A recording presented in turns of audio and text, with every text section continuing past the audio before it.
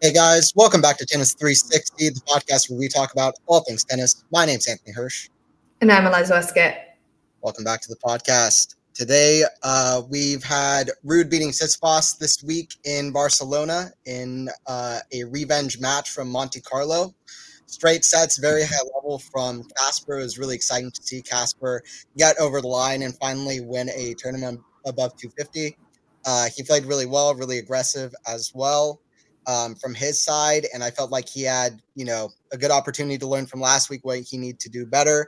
He was doing really well to kind of not just kind of attack the backhand of Steph, which was performing really well last week, creating a lot of good angles, but also kind of, opening up the court well and just kind of hitting into the places where, Steph is leaving space open, getting it good to, hitting good forehand inside ins and just really doing good attacks off the forehand. I felt like he played a very good final in that way, and his backhand is looking as good as ever. What did you think of the performance?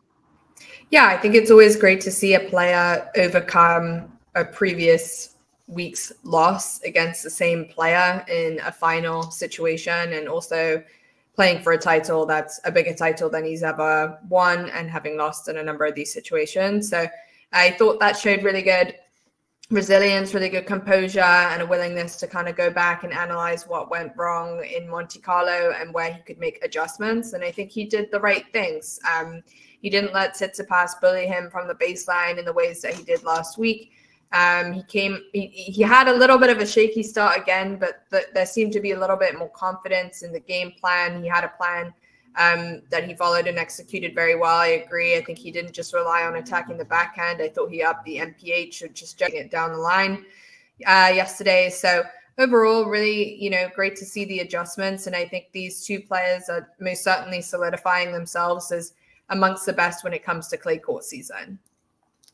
Yeah, for sure. And I thought that Steph had a good week as well. He was probably a little bit, tired from the Monte Carlo run as well, but it was good to see that both of them got to the final. He played a few tight matches throughout the week, such as against Diaz Acosta, where he saved a couple of match points, won 10-8 in the third set breaker, I think. But, I agree with you. I think that these guys, Steph getting to the Roland Garros final in 2021, Ruud getting to the Roland Garros final in 2022 and 2023. I think that these guys, it's exciting to see a clay court season start where we're not having the guys of, Sinner, Alcaraz, Medvedev, Djokovic necessarily being the guys that we're talking about and completely taking up all of our attention. But we have these guys that, can play on clay where they're not rushed on the backhand. They really like building out the points and create good angles, which is really good on clay courts. They're really good at anticipating, going behind players. Their serve doesn't, or at least for Ruud, his serve doesn't have to be absolutely incredible to compete at that kind of a level. On clay, his serve doesn't have to be that good to compete at a very high level where he's able to win titles like this. So, I mean, good for Ruud. He was never really a king of 250 kind of title that people were throwing around. I think it was more of a situation where this just so happened to be a thing that he never won. The way I see it, this guy reached 3 Grand Slam finals. He reached the final of the ATP finals. I thought that he's already solidified himself as a very, very top player. But that being said, last couple of weeks done really well against the top guys, and a part of that is the power off the forehand and the kind of heavy forehand that he can hit off that forehand side that I think were really really allowed him to beat these kind of players. And also his weaknesses were as good as ever in the final. He had a lot of great backhand down the lines. And, I just thought that was really what allowed him to kind of step up, not just the kind of slice and dice craftiness from the back of the court, but also being able to inject the pace off the forehand and be able to kind of, just go after and take his chances. Yeah, absolutely. And I think for the two of them, they must have, eyes wide open for this clay court season where, the ATP side is very much unpredictable. We didn't see Alcaraz in this draw in Barcelona. He's still got this right rotator niggle that's been going on. He also missed Monte Carlo. Djokovic has pulled out of Madrid. Obviously, Nadal isn't the same Nadal of old. And so if there's ever an opportunity for one of these guys to crack the code, it would be now. And it's great to see that both of them are kind of starting to seize the moment. Let's see if they can continue that momentum into these next two Masters events, where Alcaraz will be playing in Madrid. So we'll see how it all unfolds, but great to see some other guys stepping up at this early stage of the clay court season. Yeah, and I hope that Alcaraz is feeling okay with his arm. It's kind of it's been kind of a weird injury, not letting him play Monte Carlo and then Barcelona. But yeah, hopefully that Alcaraz is able to play, because Madrid, I think, might end up being one of his very best tournaments. So we'll see what ends up with that. It also leaves an interesting question as to where we might be with the race to the world #1 title when we approach the grass season. We know that Sinner has far fewer points to defend when it comes to the clay court season of last year. Obviously, Alcaraz won Barcelona last year, so he didn't get to defend the points of Barcelona. He did win Madrid as well, so he's got big points to defend there, and big points to defend at Roland Garros as well. So I think it'll be interesting to see where we get to when it comes to who might be world #1 by the time we get to the US Open. Because Djokovic obviously not playing in Madrid as well, so he won't be picking up any new points. Yeah, it's going to be really interesting to follow that. Sinner's been the best player in the year so far, but, if Alcaraz is healthy, then he can absolutely kind of eat up on the clay, and Djokovic is still around. So it's going to be fun. Yeah. And then at the BMW Open in Munich, we had Struff winning his first ATP titles a week before he turned 34. I thought it was a well-deserved win. Beat Rune in 44 minutes in the semi, beat him 6-2, 6-0. Second time in 3 tournaments that Rune's lost a match while only winning 2 games. So Holger will allow it. We'll put it past you, just as long as you can get a good performance the next couple of clay tournaments. We'll look past it. But I mean, I don't know what's going on there. But Struff beat Fritz in the final. Good for Fritz to get to clay finals as first. And Struff just so aggressive, but it was working on the clay court, and it was kind of a phenomenal level. And first ATP title for him. He's been one of the more mentally solid players, really locked in, has a lot of skills, and that's been really exciting to see from Struff to get that first title.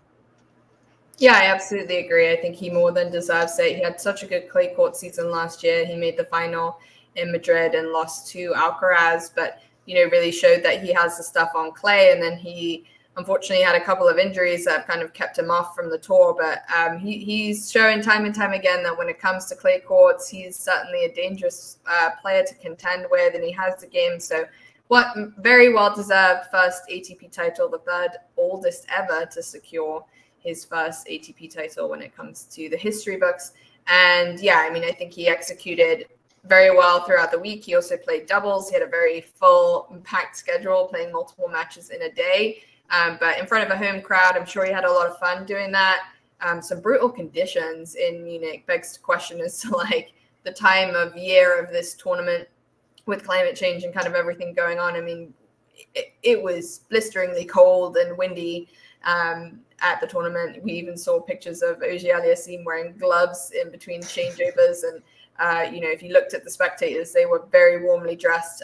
Zverev had a meltdown in his quarterfinal, where he just absolutely couldn't accept the fact that they were playing in rain. So just some brutal conditions over there. But I also thought it was a great week for Fritz. The pressure's really on him at the moment because Shelton took over the #1 ranking spot for the American men. And so really just, going into the clay court season, important that he gets some confidence here and starts to pick up some extra points if he wants to get back on top of the Americans and really push Shelton to have, a clay court season when it's only really his 2nd year on tour. Some question marks still around Shelton's ability to play well on clay. So it's Fritz's opportunity to take advantage now, and get into a final will certainly help in doing so. But he'll need a few more points to really, create some separation by the time we get to the US Open, if he's able. Yeah, I agree. I thought it was a good week from him. Like I said, I mean, it's his first clay final, and he's not necessarily the guy that we look at to really expect that he'll do very well on clay. It kind of makes sense with the way his game works. He started the year off very, very well, actually. I thought, winning a title in Delray against Paul. But then the last few weeks, he's just kind of disappeared off it. So to get that momentum back and to do it against great clay courters like Christian Garin, who's back playing great tennis in the semifinal as well, I thought it was good. So I was excited for Taylor as well. And it'll be interesting to see how he goes from here. I don't know if he's going to necessarily look to be picking up a title or even maybe making a big final on the clay, but hopefully he can start building a little bit better form. And then even on grass, I would hope that he can have some good performances, especially now that to start the year, his backhand's looking better. He's adding a few more things to his game. He was coming to net a bit during Australia and during Delray, and defending well. So hopefully he can keep that up, and especially the kind of net play to kind of do well on grass. And hopefully clay can be a stepping stone for that. That's what I'm kind of hoping for from Fritz. And this is a good start for that and for better form, I think, from Taylor. Yeah, absolutely. And then we had one more ATP tournament. I don't think we're going to go very long on this one, but definitely worth to kind of shout it out. We had in Bucharest, we had Fucsovics beating Navone in the final in 2 sets. Martin Fucsovics, always around, always dangerous. Navone, more of a clay court guy. Fucsovics can kind of be good on all 3 surfaces. When he shows up, he shows up. And, you know, sometimes it's just about him kind of not having that weapon or that consistency to kind of match with the top guys on a consistent basis. But when he plays well, he can play well, and it's good to see him kind of getting that title because he always looks good and solid on the court. So yeah, absolutely. He's one of those guys that hangs in around the top 30, the top 20, and he can cause some headaches for players in larger tournaments. It's his 2nd career title. First one came back in 2018, so it's been a bit of a drought for him.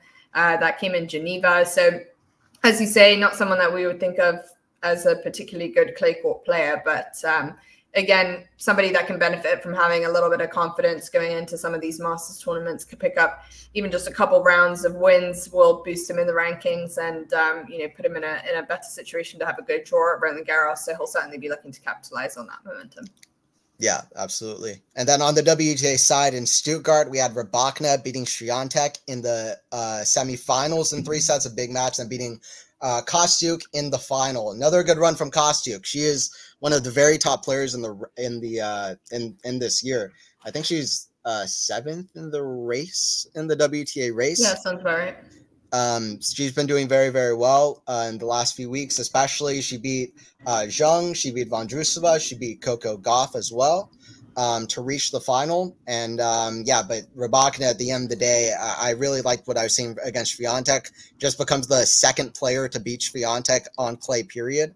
And her, she was defending really well, moving really well. She was coming to net and using good drop shots, especially in the deciding set. I saw a bit of that. So good win for Rybakina. And do you think Rybakina might have her kind of best clay season to this point?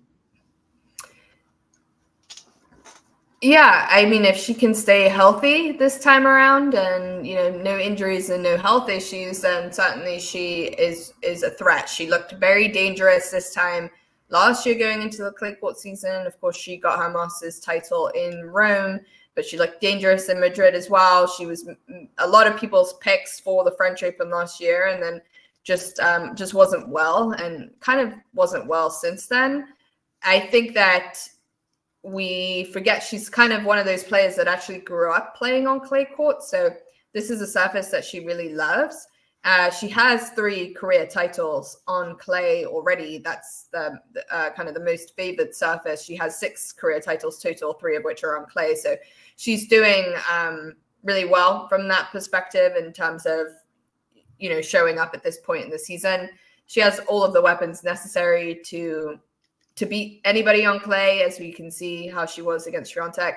I will say that this Porsche Open is played on indoor clay, which just, removes the elements and makes things a little bit less comparable to some of the upcoming tournaments. Let's see what the conditions are like in Madrid. We know that that's a tournament that's at altitude. It's played a lot faster. It's often a little bit colder as well. And then last year in Rome, we had very crazy, windy, rainy conditions, which she did well in. So I think it'll be interesting to see how that translates to the outdoor clay court season, but most certainly setting herself up to have a very successful clay season and a contender for Roland Garros. Yeah, I would say that first, I would say that with this season, this is her 5th final this year. I would hope that she's not really kind of going under the radar just because she's had a few kind of injury and illness concerns. She's been one of the absolute top players when she's been healthy this year. And when it comes to the clay, I personally absolutely see her translating this form. I actually really like the improvements I saw in clay last year. And like you said, she just wasn't healthy for RG. If she's there for RG, I mean, I feel like outside of Swiatek and maybe a Coco Gauff, I mean, Sabalenka did really well in Madrid, but I don't feel like there's a player that I would necessarily look at and be incredibly, incredibly excited to say that they're going to reach the Roland Garros final. They're going to reach the Roland Garros semifinal. I have zero doubt in my mind that they're going to be able to do that in terms of their comfort level and game on clay. Rybakina, I feel like at this point, with the level of play that she, presents anyway, it can translate well into the clay, I think. And yeah, I mean, I just really liked how she was moving this week, and I felt like that is a big thing that helped out, say, Medvedev on the ATP side last year, and I feel like it can help out a player like Rybakina this year to kind of play her best tennis. So, I mean, let's see what she can do, but also implementing the drop shot more, which is a good play on clay courts, a very kind of effective and kind of, more high percentage on clay. And I felt like she was using that a lot to mix it up against Swiatek, and she can do more of that and kind of just hit her big shots, big game, and make it work like it was this week, then I feel like it will be good. It is on indoor clay. I do agree it's different conditions, so we'll see how it translates, but it's definitely, at least to me, it's at least exciting for Rybakina. Yeah, absolutely. And I think if we also take a look at, kind of where the rest of the top 10 is at for the WTA at the moment, Sabalenka dealing with some personal issues in Miami. I think she's a human being that can, fight through something like that. But I also think it has taken the wind out of her sails a little bit. I think we haven't seen the best of Gauff since the Australian Open, to be honest. She's had some good wins, but they've been really battling like ugly wins that she's had to get through. I don't think we've seen the best level from her since then. If we look at players like Jabeur, who's been, unable to secure back-to-back wins this season, she is just not informed. Vondrousova had a good enough week at the Stuttgart Open, kind of showed that she does have skills on clay, but again, not a player that's in fine form. And so that has left the door open for folks like Kustyuk to kind of start knocking on the door of the top 10 and take advantage of where some of these other players are falling short a little bit. Also, Zhang taking advantage in Australia. So I think going into Roland Garros, it's kind of like Swiatek and Rybakina are the ones that we're expecting to kind of be dominant players. And we've kind of got some question marks for the rest of the top 10. And she'll be looking to capitalize on that for sure and to bring some of this momentum forward. And they, Rybakina and Swiatek have a good head-to-head. They trade fairly often. But I think she exposes that weakness in Swiatek of kind of that power hitter that can disrupt her typical patterns of play and feels uncomfortable and feels rushed out there. So Rybakina looks like she's kind of in stealth mode at the moment and typically flies under the radar doing her thing. So let's see where she gets to. Yeah, absolutely. And also it's just like the serve versus return dynamic, but now that it's, it's working so well on clay courts as well, although like you said, it's indoors where the ball can travel faster and just, it's different. Yeah. It's a little bit different, but yeah, Swiatek probably could have played a better match in that semi as well. She made, I think, 57% of her first serves in as a stat. Yeah. But, that being said, Rybakina, credits to her, and it's going to be a really interesting Roland Garros for the WTA, I think. So yeah. Quick note on Swiatek. I'm curious what your thoughts are. I feel like the serve has almost gotten a little worse this year. I know that she's making changes and intentionally trying to work on that hitch that she has going on, but I feel like whatever she's done has made the hitch even worse, or like the momentum on her serve very inconsistent. And so it begs the question is like, how long does she kind of continue through this process, having had a pretty decent year, but that's a tournament she's I think never lost that in Stuttgart, or hasn't lost that in a really long time. So I am kind of wondering what the pros and cons are of these changes, and if you feel like she's in a weaker position now on the clay, that everything's kind of slowing down. Yeah, I mean, I first of all, I agree on the serve. I didn't really want to say it, but subconsciously I was like, has it gotten like worse and a little bit less fluid, where sometimes it feels like the ball is getting away from her and she's not being as, she's not dictating as well on the serve and the placement. Sometimes that's what I felt as well. And yeah, I think that it could be an interesting clay season. I mean, it's always hard to, maintain your kind of momentum year after year. But that being said, I mean, she's with everybody else kind of falling out and not having those kind of clay players to contend with in the top 10. That might be a good opportunity with her. But yeah, I mean, absolutely, there are going to be great clay players that rise up. So she's going to have to maintain the level. And we'll see if she can do that. I am curious if Rybakina can really test her in the next few events to come, because I think that with parts of her game not looking quite themselves, and with the loss to, for example, Alexandrova in Miami, with the hard hitters like that on clay, I feel like if they're going to be able to attack her serve and do all of this, then yeah, I think that she might be. I think she might struggle. That being said, she's the best a lot, but I do think that those concerns are valid. Yeah. And then the other WTA event that we had was a 250, where Stevens beat Linette. That was in, not sure how to pronounce this. Rouen in France. Rouen. Okay, is it Rouen? Okay. Rouen. I don't know. Rouen. We're not French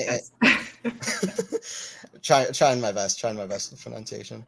But she beat Magna Linette 6-1, 2-6, 6-2 in 3 sets. First title in over 2 years. Her 8th career title overall. Good to see for Sloane Stevens. I think that this was only her second final since the WTA Finals final in 2018. So great stuff for Stevens, and we'll see how she can do on the clay, where she's had success. Roland Garros final, in was it 2017, 2018. So we'll see if she can keep it going from there. When she's on, she's on. I don't know if there's that much more to say than that when it comes to Sloane Stevens. When she's come to play, she's one of the very best out there. Absolutely. I did put her in my power rankings ahead of the Charleston tournament, and then kind of took her out because I forgot that Rouen was happening. But she is a very good player on clay, and I would actually argue that clay is her best surface. I think that, it feels like there's a little bit more motivation, a little bit more ambition currently happening with her at the moment. She wants to be kind of back inside, top 30, top 20, and really considered, as a top level player. And I think there's still, kind of some of these top tournaments that she wants to play in. And I think that given her athleticism and the way that she goes about her game, as I said, clay really is a great surface for her. And she has a decent draw in Madrid, so kind of let's see how she does. But she'd be someone I'd kind of watch out for, as don't be too surprised if she might get an upset or two in this clay court season, because she is certainly dangerous. Yeah, I agree. And I'm going to be very interested to see how she does in Madrid. All of these players that did well this week, I think it was a lot of exciting tournament champions, with Struff getting his first title ever, with Sloane Stevens getting her first title in 2 years, and with Casper getting his first ATP 500. It felt like there was a lot of firsts that kind of went down, or at least first in a while, with Stevens, and also Rybakina being able to beat Swiatek. So there's a lot of exciting things kind of happening and kind of mixing stuff up between Monte Carlo and Madrid, which isn't always the case. So we're on to Madrid, which is ATP WTA combined. I think that's always fun, and it's good for both sides of the sport. So absolutely. All right, now for the power ranking segment of the podcast. For my ATP picks on the rankings, I've got Sinner, and then Alcaraz, then I've got Tsitsipas in the number 3 spot, who moved up. Then I've got Casper for the 4th spot. He went up a space because he won Barcelona. He did really well in Monte Carlo, and he's just been playing great all year, over 80% win rate. I just love how he's hitting the forehand. It is absolutely huge. He's playing super smart. Last year, I felt like he was playing very nervous and not playing his game, not playing super smart or anticipating, just kind of feeling like he's a step behind with his play. And I felt like he was making kind of, honestly, some dumb choices with his shots, some poor choices. But this year he's playing smarter, and it's very good to see. He's playing a very kind of smart game out there this year, and that's what really helps out his game. And then I've got Dimitrov at number 5. I've got Medvedev, Demonor. Struff climbed in at number 8, played phenomenal with the Rouen win as well. Just moving great around the court too, and just so aggressive, and he deserved it. And we'll see how he does in Madrid, right before Madrid, where he reached the final last year. And we're going to recap Madrid in a second, review Madrid in a second. Then I got Zverev, and then I've got Hurkacz as well. Hurkacz, of course, winning a title just a couple of weeks ago. But yeah, who do you have for your top 10 for the ATP? Yep. Yeah, given Djokovic isn't playing, he came out of my power rankings ahead of Madrid. Sinner still is the number 1 player to beat for me, so he retains that number 1 spot with Alcaraz just behind him as the defending champion. I am curious to see what Medvedev can bring. I don't think he played badly in Monte Carlo. We didn't see him this week. I like what he's doing this year. I think he's put himself in situations to win titles and, play against the top guys and problem solves in effective ways. So for me, he still stays in that 3rd spot until after Madrid. We'll see where he comes out the other end of that. Tsitsipas and Ruud both move up a spot for me. Tsitsipas, pretty similar, but I think Tsitsipas just edged it ever so slightly since he got the Masters 1000 title over Ruud. Then I've got Dimitrov in my number 6 spot. He moved up a little bit for me, even though he didn't play this week. I did think he had a good outing in Monte Carlo, and ahead of Madrid. I think these conditions are going to favor him because it's faster playing clay. So I think he will like that. Struff comes in for me at the number 7 spot. Again, I think he is the defending finalist from this year's Madrid Open. So curious to see, how he deals with the pressure there. But he certainly has a game that can be difficult. He is in Alcaraz's quarter early in the tournament. So curious to see kind of how he deals with that. He might also face Humbert in the 2nd or 3rd round. So could be tricky for him, but a good test to kind of see where his level is. Zverev in the number 8 spot. He stays there. He didn't impress me this week in Munich, but I also just think he was, wasn't loving the conditions that day and, had a meltdown and had his Zverev moment. So let's see how he does in Madrid. Demonor wasn't super impressed by his performance this week against Artur Fils. He was in a winning position in that first set and then all of a sudden collapsed out of nowhere. Crowd kind of seemed to rattle him a little bit. So he fell down 2 spots for me. Rune stayed in my 10th spot. I think he had a very strange week this week. Supposedly he was ill. I don't know. I still favor him on clay over Hurkacz. But there's going to be a reckoning after Madrid for him, for sure, in terms of how long he stays in my power ranking. Yeah, I see that. Yeah, I guess mine was kind of more results-based because Rune didn't do well. But, I agree on the clay thing, and I thought he looked good in Monte Carlo, so I'm not mad at it. And then on the WTA side for my picks, I've got Rybakina is at my number 1 spot. I decided to put her there with the Miami final showing and also the showing that she had in Stuttgart. I think she seems like she's playing the best tennis at the moment of the last couple of weeks. If I'm excited about any player, I think I'm excited about Elena. Like I said, she's doing everything kind of some of the best on clay that I've seen her play. With, like I said, she was pulling up great shots in big moments, like a drop shot, hitting big shots. And, we'll see how that kind of goes over to outdoor clay like Madrid and Rome. But like you said, she did well in Rome last year. So I'm kind of thinking that I think she's going to have – I think she might have by far her best clay season ahead of her. But we'll see what happens. I think that movement is a big thing for a lot of players on the clay courts. And we'll see if she can kind of keep that going. And then Iga Swiatek at number 2, Sabalenka number 3. They went down just because Rybakina went up. But, some concerns, but for the most part, nothing huge. I agree with what you said about Coco. Let's see if she can find it on clay court. I really like Coco on clay court. I think that she plays some of her best tennis on clay. So we'll see if she can step up. Then we've got Collins. Then we've got Kostyuk. Azarenka, Sloane Stephens moved in when she's playing great. She's playing absolutely phenomenal. And I agree. I think on clay, she plays some of her best tennis. She moves well. And I think she likes having that time. And she's, whenever I see her play on clay, she's always looking great and confident. So yeah, I agree that hopefully she can have some of her best runs. Then we've got Alexandrova and also Magda Linette, who reached the final this year as well. Nice. This week as well. Yes, our WTA rankings look rather different. That's okay. I could be convinced to put Rybakina in the top spot for sure. I think Swiatek has a slightly favorable draw in Madrid over Rybakina and Sabalenka. So that's why I still have her in the 1 spot. And I think I don't know. I still like Swiatek on clay. I think she's very dangerous. So I'm not totally convinced she's off the top of my list yet, but I could see it for this week for sure. You're kind of putting it on the waiting list. Like, Rybakina might climb in. She's close, but exactly. do one more good match against Swiatek. Under review. Collins, I moved up into the 4th spot. She's playing again this week based on her momentum in Miami and Charleston. This is fast red clay. I love her game on fast red clay, so I think she could rattle some cages. She'll face Sabalenka fairly early on, I think round 3 or round 4 if she makes it through.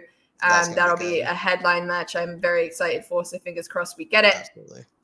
Kuschik moves into my 5th spot. She played her 2nd final of the year already, or is it more than 2? I know she made it in San Diego and here in Stuttgart.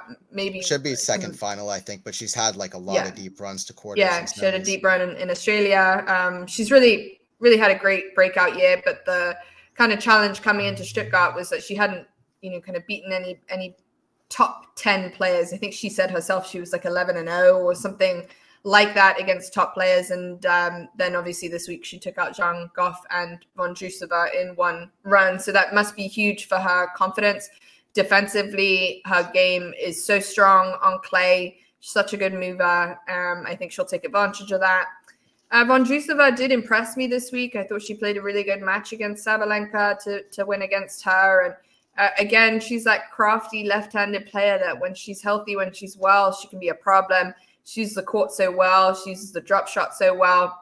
And I think, kind of being one of very few top WTA players with the lefty racket, I think she can cause confusion and just be a nightmare for anybody. And in Madrid, when conditions are kind of cold and windy, I wouldn't want to face her. So she moved into my 7th spot. Svitolina is another player that I expect to do well on clay this season. She did have a clay court title last year, right before Roland Garros. She had a decent run at Roland Garros on her return to the clay. She's had a good year so far, a little bit hampered from injury, but has shown some amazing moments. And so I think she will show up in a big way here. Stevens earns the spot, the 9th spot for me, given the title that she just picked up. And then Rybakina stays in my 10th spot. I was really impressed by her performance against Swiatek this week. She also took out Angelique Kerber, who's a good clay court player herself. I thought that Rybakina, she's so young still in terms of her development. If you kind of look at even her junior career, she didn't even really play junior French Open. So her experience on clay is so limited. She had such good wins at the Billie Jean King Cup the week prior, and then getting Swiatek to a 1st set tiebreak, as she had opportunities to rattle her, and she's moving well. And I really hope we're in a moment of consistency with Rybakina, and just kind of gets an opportunity to stay healthy and just climb back up the rankings, because when she's on, she's so much fun to watch and she's such a good player. So I would still consider her dangerous, and I wouldn't want to meet her in my half of the draw.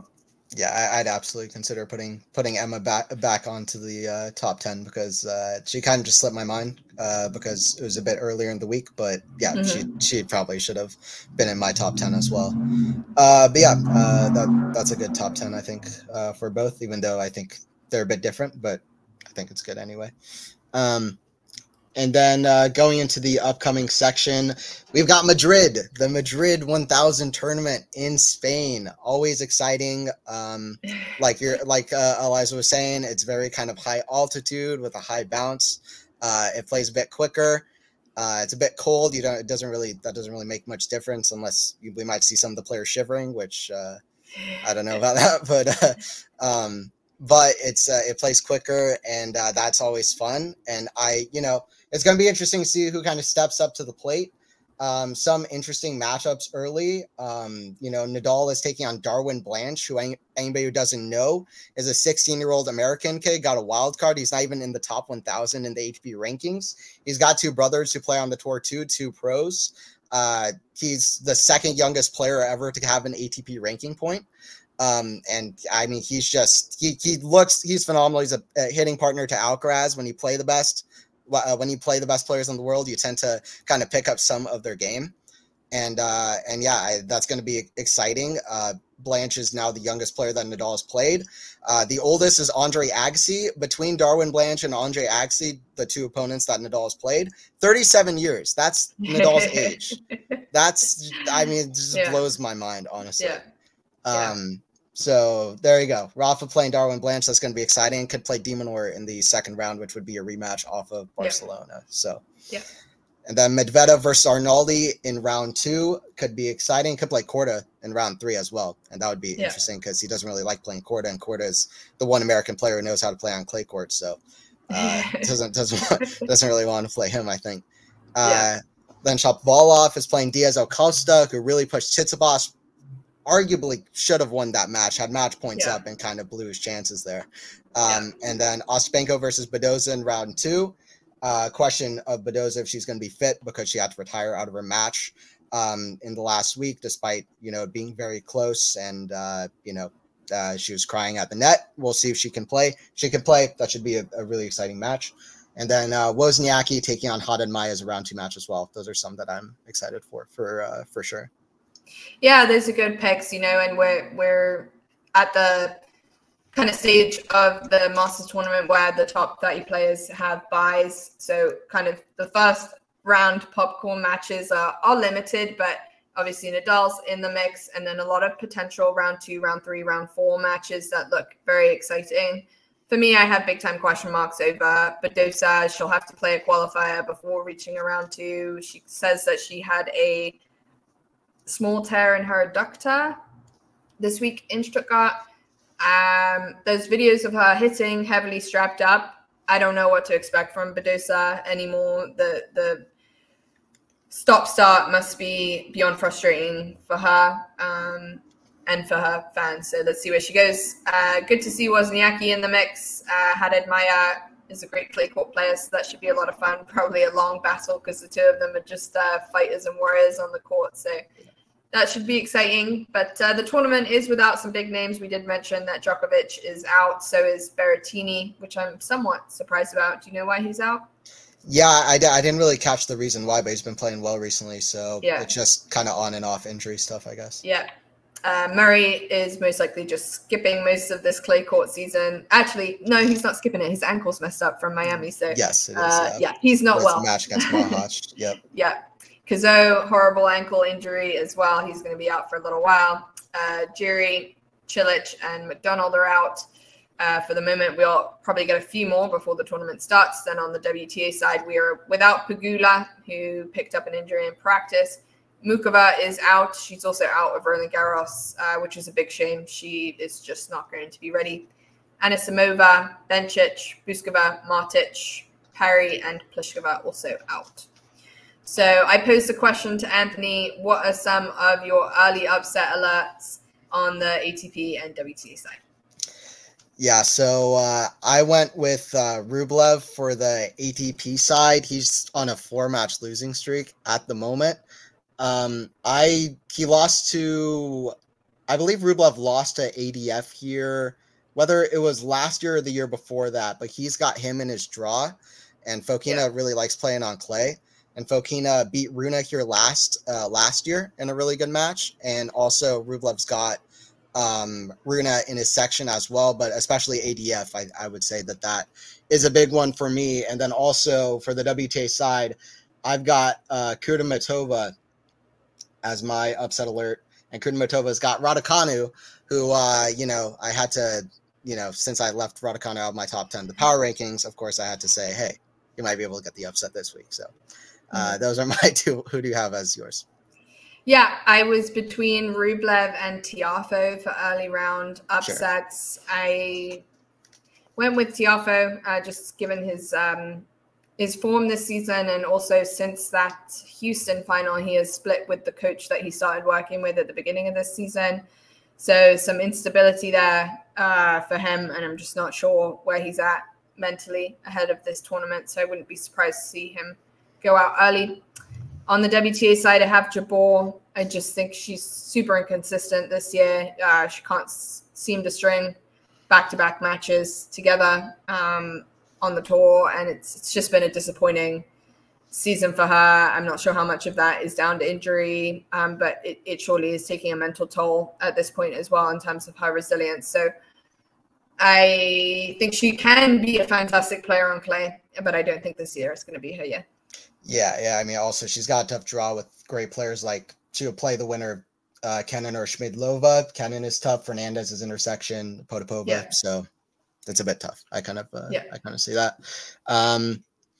But yeah, I mean, those are good picks. Tiafoe, he's good on Houston clay, but outside of that, he hasn't been much of a contender on clay courts, to be honest. And Ons, I think she got a win in her first match this week, but but outside of that, she hasn't been winning very much. So I kind of get that. Yeah, I think that was her first win since the fall of last year. I want to say October, November. Probably November was her last win. And then she's not won back-to-back matches for quite some time.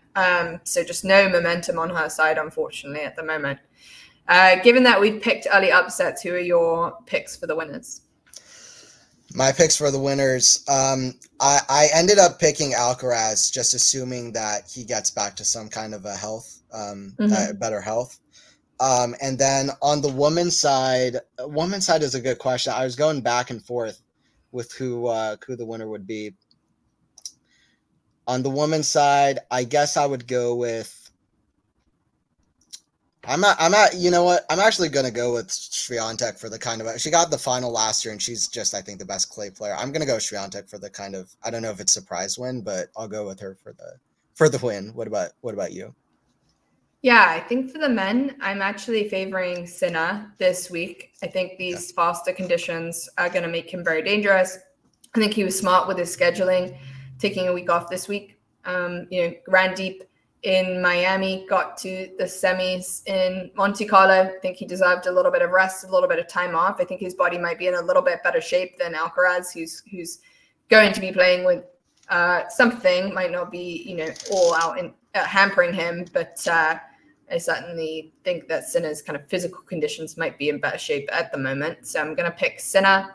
And for the women, I'm also picking Swiatek. I think she has a slightly better draw than Sabalenka and Rybakina, who have to face each other in the semis. I also think Swiatek is one of those people I often see, like, in terms of her mentality, when she has a week where she loses, she regroups very well the next week and comes back and sort of like puts her foot down and is like, no, like I'm here. And we've kind of seen that, or elements of that already this season. So she's going to be pissed off that she lost that semifinal in Stuttgart. I think she'll, kind of take the right steps that she needs to take in order to get the job done. And at the moment, I just think Sabalenka has a lot on her plate, and I just don't know what to expect from her level-wise. But what we've seen since these personal incidents happening has not been her top level. So I'm not expecting it to all of a sudden come out next week.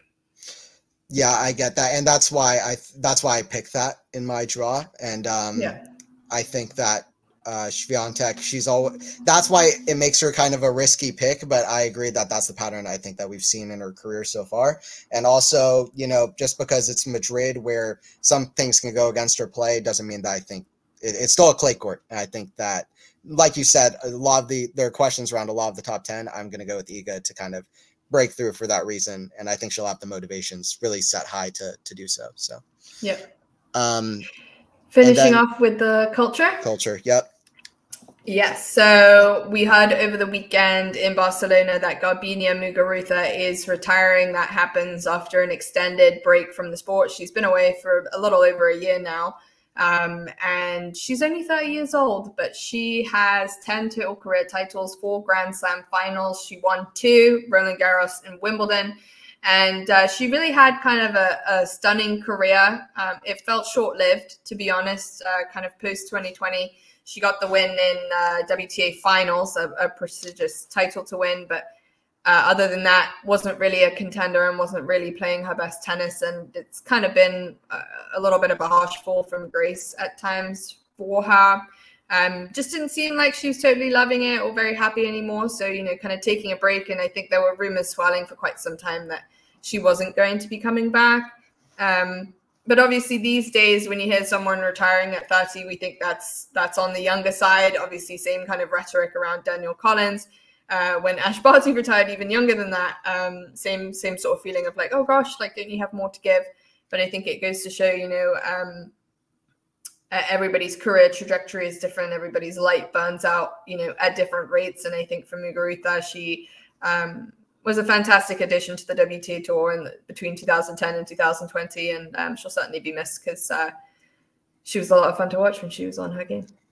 Yeah, totally. I mean, on two different surfaces, I think she's the only player to beat Serena and Venus in her 2 Grand Slam wins in the finals. Yeah, she's a fantastic player. I mean, I felt like it's kind of her light kind of burnt out, and she hadn't played a match since January of 2023. And like you said, rumors have been circling, but she's been a fantastic addition. I always enjoyed watching her play, and I think she's a Hall of Famer, and personally, I think so too. And well, I'm hoping that she gets inducted in 5 years. And all the best to her in her retirement. She seems happy. I guess that's what matters the most. And she was a great player. So best wishes to her. And last but not least, Djokovic won his 5th World Sportsman of the Year award from Laureus for his 2023 season. I think the fact that it's his 5th in itself is just like, holy crap, because we're not just talking about tennis players, we're talking about all-time athletes, like best athletes. So we're comparing him to the Ronaldos and the Messis of the world who, dominate world headlines when it comes to sport. And of course, the same year that Messi won the World Cup, which, would have been a lot of people's pick for World Sportsman of the Year. So just shows where tennis is at on the global stage in terms of recognition and how people think of tennis players as athletes. And I think it also is testament to his longevity in his career and, how dominant he has been in this sport over many, many seasons. And 2023 was certainly an absolutely stellar season. I don't think we'll see one quite like that for a number of years. So congratulations to him. It's so well deserved. Yeah, absolutely deserved. And I agree. It's great to see that in a year where we had so many other great athletes kind of at the top and coming to the fray, but it's Novak who pulls it out. I mean, a season like this at 36 years old is just, like you said, just basically unheard of.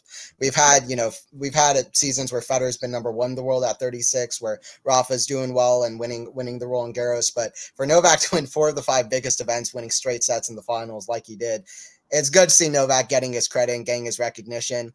I honestly think everything from here on out is kind of a bonus on his absolutely ridiculous career. So, it's good to see him get his credit due, and he deserves every bit of it. And let's see what he can kind of pull off this year. But 5 World Sportsmen is like, that's nuts. That's great. Yeah, absolutely. All right. I appreciate everybody joining into the podcast. Like always, the Tennis 360. I've been Anthony Hirsch. I'm Eliza Wastcoat. I appreciate everybody joining in. And please don't forget to subscribe if you're new. Don't forget to like all that stuff. And I'll see you guys at the next one where we'll talk Madrid stuff.